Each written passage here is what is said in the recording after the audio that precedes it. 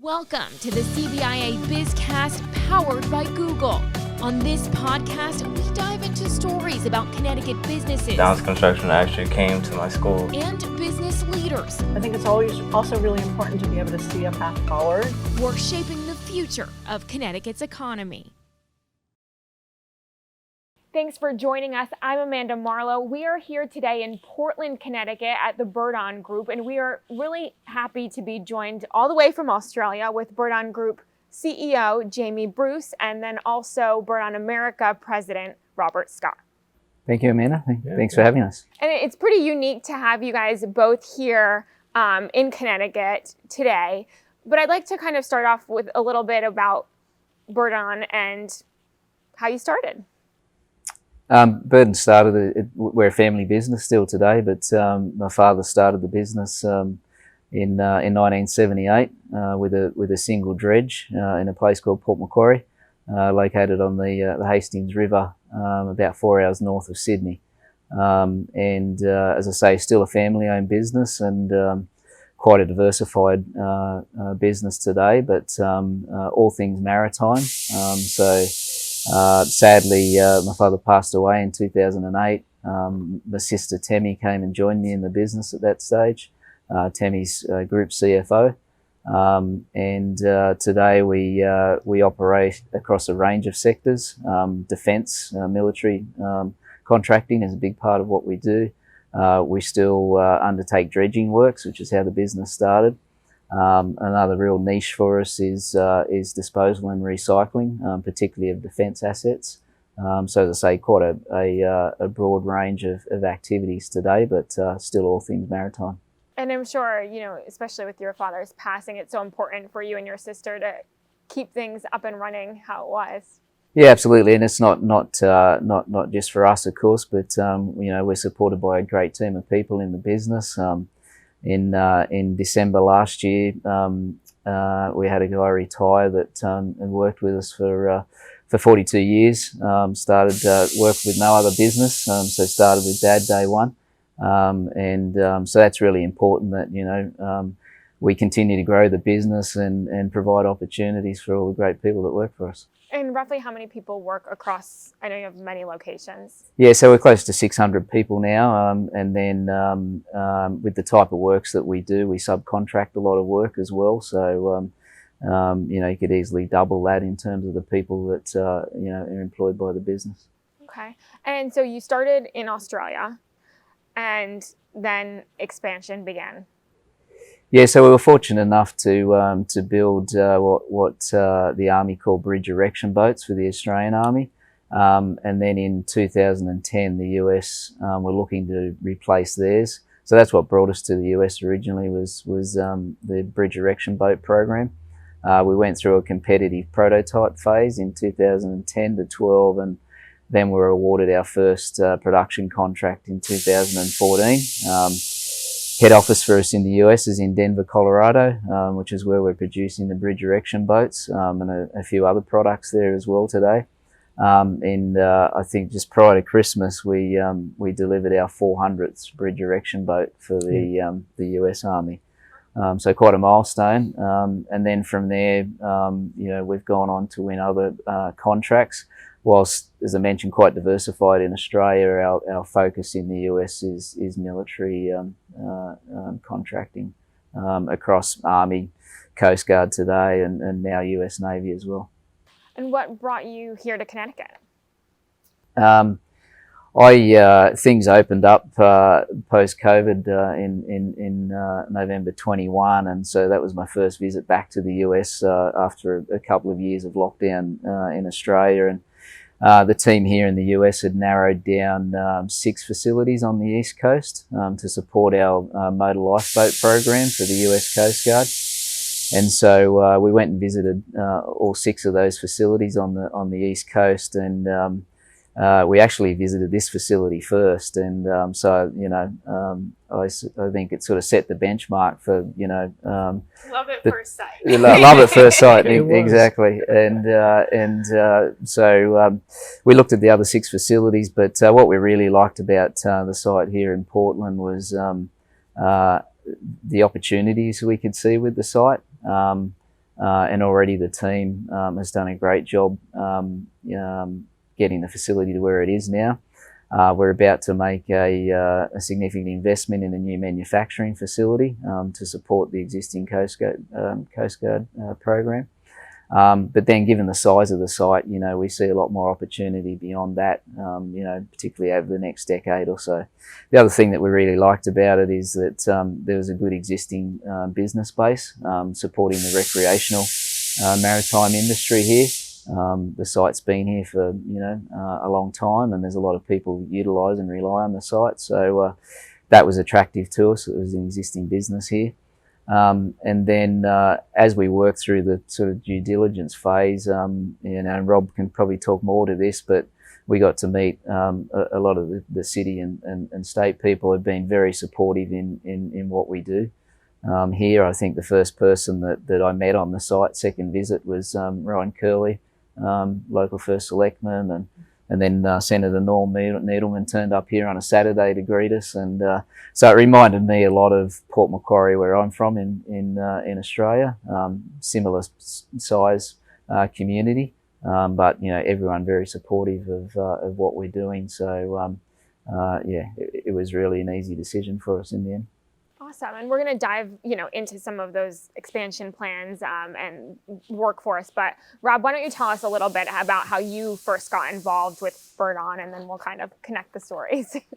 So 2 years ago this month, I get a phone call from a very tenacious person that worked for Jamie.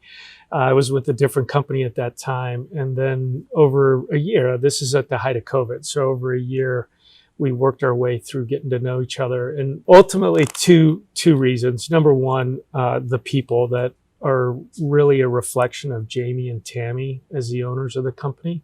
And, most people would have told you don't work for a company that the brother's the CEO and the sister's the CFO, but it works really well. And it was an opportunity to be a part of something that's trying to cement itself at the next level. And then the second place was the values of the company.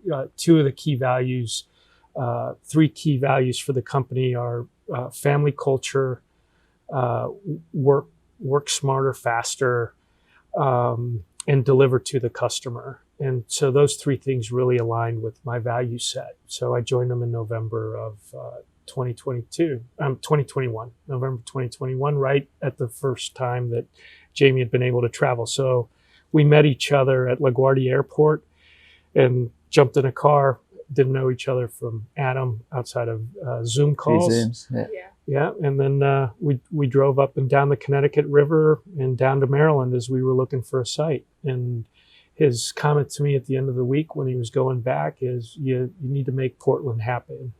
And I said, Portland, Oregon? He said, no, Portland, Connecticut. So here we are. Working to help really develop this community. And you guys have already done so much with the marina in this area. Can you tell me a little bit about the work that you've done here in just a short period of time? Yes. The first thing was to understand what we had bought into. And so you do all the due diligence, but there's always surprises. And I think this is another construct of the company, is we understand that there's going to be surprises. So you identify them, you report them, you don't shoot the messenger, you work through the issues, make sure people understand by when you need a decision or what that impact will be. And we got here, closed in May, and we started, first piece was understanding the marina and working through that, and then understanding what boats and were going to come out of the water, looking to modernize the equipment that we use to take the boats out of the water and provide better services in the marina. Because the task that Jamie gave us in that space was to be a part of the community. We wanted to be a community marina that supported the local region without changing the fabric of Portland. That was the first key thing. And then the second part was for the Coast Guard, which you got to deliver to your customer only as good as your last contract. And we were able to, in those 3 months, get ready to receive the first boat. So first boat arrived here in August. We inducted it in September. And in that time, we've received 3 boats from the Coast Guard. And at any one time this year, we'll have 6 boats, 6 motor lifeboats being worked on. And next year we'll have 12. So that's really the focus of what we've done, is understanding what we had and then what changes we needed to make to meet the requirement of the customer. If you can just kind of describe for people who are listening where we are right now, kind of what's behind us, and how many people are working in this building. We're in the existing manufacturing building that came with the property, and what you have behind you are 2 47-foot motor lifeboats that are undergoing a surface life extension program, which simply means you take everything out and then you put about 85% new components, and we reuse about 15% of what came in with the boat. We do that over approximately 6 months. And what you'll see here in April is the first one of these will go back into the Connecticut River, and we'll start the pier side trials. And then a couple of weeks later, we'll start doing operating trials on the river, working our way down to Seabrook and out into the ocean. And that's what you see here. And so at any one time, you'll have 10 to 12 people working on each of those boats.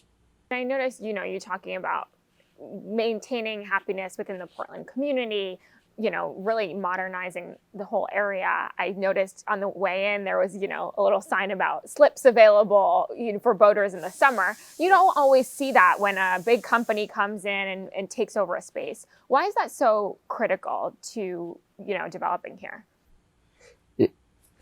Yeah, like, as I mentioned before, that we come from a small community in Australia, and part of what has got us to where we are is the support that we receive out of the community. So it was really important to us, and as Rob just mentioned, the message to the team is that there's a really good existing business here.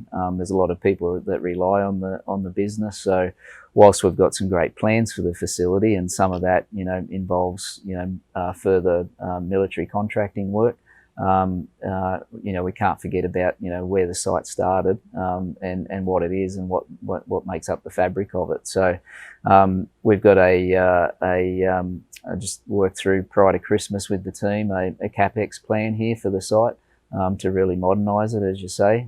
So separate to what we're doing on the Coast Guard side of things, the marina slips, travel lifts, storage facilities, amenities. We've got a plan to renew all of that and upgrade it. And we like to invest in things for the long term. This isn't a short 10-year outlook for us. It's longer than that, and that was part of what it attracted us in the first place. It's a 31 acre site here, so there's a lot that can be done with it over time. We're well aware of some of the plans on the Middletown side of the river, and renewal of the waterfront there. And so we can see what this site will look like in the next 10 and 20 years, to support the local community, and we want to be part of that. And, in talking about kind of long term, obviously a lot of what you do here is going to be supported by the Coast Guard, and contracts are pretty far out right now. Is that correct? Yeah, so we're in a fortunate position where our existing contracts are all in the range of 10 years. They're all government contracts, so it provides us some certainty of where we're heading. But because of the great work that the team do within Birdon, we're continually being approached by other government departments. As Rob said, it's important that you are only as good as your last contract. So we're always careful not to bite off more than we can chew, and it's important that we get things right and we do things properly, and that's what we're doing here. But yeah, over the coming years, that there'll be more and more work that we bring to this region. What we've really enjoyed about the area as well so far is the availability of skilled people. We now operate in 4 different locations in the US, we're not experiencing in some of the other areas the access and the availability of skilled staff like we are here. We're also looking at expanding what we do here into apprenticeship programs and other things as well. And you guys have a special program, or you guys are hiring a lot of veterans, is that? Yes, it's right? a key focus for us to provide that opportunity. And so we've done, in the last year, we've hired 18 veterans into Birdon. And we're in the process of implementing a Department of Labor apprenticeship program that's approved specifically targeting veterans with adaptive construction solutions. Because we're a small outfit, we'll run it out of Denver, but we'll distribute the first cohort of 20 will be distributed between Denver, Bellingham, Washington, where our other facility is for the motor lifeboat contract, and Portland, Connecticut. The goal we then have is to expand it to the neighborhood, is what I call it. So the key here is the veteran has to come in as an apprenticeship. As an apprentice, you have to have a job on the back end that's available to them that they slot into. And then we minimize the use of their GI Bill, of their 9/11 GI Bill, so that they still have those benefits after it.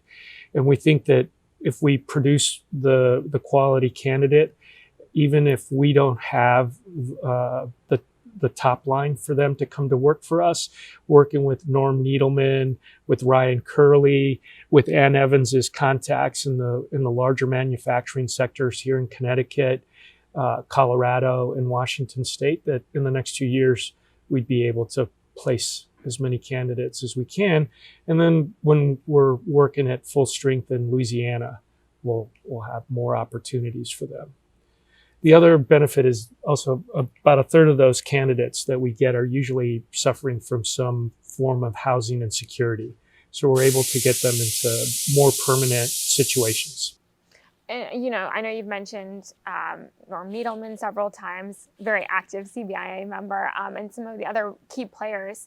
How has this community kind of supported you, and what role do they play in, your future here? Look, you're only as good as your team. And at the Naval Academy, I learned a long time ago, the chain is only as strong as its weakest link. And in a business like this, as you know, it takes your workforce, their families, it's your supply chain, it's your other manufacturing partners in that, your community at the local, state, and federal level that supports you and help you through the tough times. And then you give back as you can. So here, coming to Connecticut automatically outside of the town of Portland with Ryan Curley and the other select people, Norm Needleman, Governor Lamont, and DECD and Advanced Connecticut were critical in helping us get off the ground and navigate the hurdles that you figure out when you buy 31 acres of land in buildings to do it. And I think without them, we wouldn't be here. Congressman Larson, DeLauro, Courtney, Senators Blumenthal and Murphy's staff. Senator Blumenthal and the governor came to our opening in September. You don't get to where we are today without that support. And they can't support you if you can't deliver. Is ultimately the piece. So we're very focused on delivering not only to the customer but the local community on the types of jobs that are high-paying manufacturing jobs that the state of Connecticut needs every day to grow its base. And just add to that, I think a couple of things from my perspective. As Rob said, when you purchase 31 acres, there's always surprises, no matter how good the due diligence is. And so, we've had great assistance in when we have found things that need addressing, how to navigate and how to get things done. And I think the new manufacturing facilities is a good example of, you go into some communities and bureaucracy can really slow things down. And although, we respect the process that has to be followed, here, we're amazed at how quickly things get done and how quickly things happen. And that comes from the support that we get from a wide range of people in the community. But that doesn't happen everywhere that you go. So to get that facility, approved and starting construction, in the next month or so, in record time. And that's what we need to be able to deliver our contracts. So it's been great support. And I know you touched on it a couple of times throughout this manufacturing facility. Can you tell me a little bit more about that and the plans for this? Yeah, so it's a site that in square feet, I'm a metres man, but it's 29,000 square feet. 29,000 square feet, which will be just adjacent to this facility here. And that'll allow us to move from low rate production at the moment into full rate production come next year. So, and as Rob's already mentioned, we'll maintain then full rate production in that facility. It'll purpose-built facility, of course, specifically for the motor lifeboat program, so that we get the most efficiency out of the program, and we'll be then at full rate. Through for another 6 years or so once we start full rate. Does that come with significantly adding on your workforce? Yeah, and we're in the early stages of ramping up for that now. We'll invest, more up front in the early stages on the labour side of things than we probably need. We do a lot of training in-house, and that'll position us so that when we are at full rate. When we're at full rate here, there's probably a workforce of 60 or so just, at the production level. And then you've got, all the supporting team around that as well, which, probably bumps it up towards 100 people when we're in full rate. I wanted to weigh in because I think this is also a critical enabler to doing what we do. And Jamie and Tammy are really understated in this, but all of those things that we're talking about require upfront investment. And having an ownership team that supports you in that, there's a due diligence process internally that we go through, but really it comes down to looking at it from different angles with the team. And Jamie and Tammy have supported us through that. We decided to put our offer in February and we closed the first week of May. It's unheard of, but I think you can't move that fast to meet customer expectations and the business requirements without an ownership team, which in our case is Jamie and Tammy. So I wanted to make sure that came across because it's a critical differentiator for us. Yeah, and there's a lot of planning that's really going into that and thought planning about, which each step's going to be, and putting so much money into a facility like this has to take this has to be a good project, right? Yeah, absolutely. And you got to have faith in where you're heading for sure. So, yeah. All right. Well, we are, so happy to have you here in Connecticut and look forward to more, workforce opportunities and just really expanding this area and modernizing it. The drive-in it's looking different than it did. It's a lot different than it was 6 months ago. A year or two ago. Now, from the kind of state business level, is there anything other business owners, suppliers could be doing to support you? Yeah, look, already I know that the team here have held Supplier Day, so we've had a lot of businesses come and look at what we're doing and wanting to understand the type of things that we need support on. So I think that's been well received and well supported so far. Yeah, if anyone is in the aluminum, electrical assembly space and they'd like to have a chat with us, then I'd ask them to reach out to us. They can reach out to myself or Dennis Hancock, and we're happy to talk to them and then put them in touch with our engineering and supply chain. For us, it's also critical to expand our supply chain, particularly after the last 2.5 years. And although we didn't talk a bit about it, there's a lot of work that we're doing in Australia as well, and we look to support each other and transfer knowledge between the different elements of the Birdon group, and a part of that is diversifying our supply chain. And if you're in the manufacturing space, we're happy to have a conversation and look for opportunities that are meaningful to both parties. Yeah, I know with lead times these days, it's nice to be able to just go down the street. Absolutely, and we like to partner in a lot of things that we do. You can't do everything yourself, so stick to what you're good at, so yeah, it's always good to establish partnerships for the long term. Is there anything else that you think this greater community or businesses should know about you? No, only that, as I say, we look at, things for the long term. So, this is a long-term outlook for us, well beyond what we're doing here today.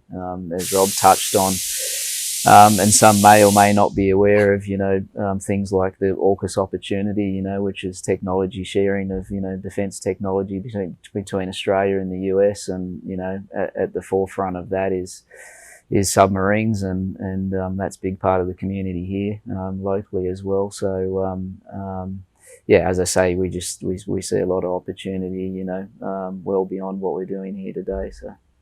Well, thank you guys so much. It was great to have you, and really special to have you both here today. And thank you for listening to this week's BizCast. You can listen, like, and subscribe to our podcast wherever you get your podcasts. Leave us a review and let us know if you have ideas for a future episode. And for a full list, head on over to CBIA.com.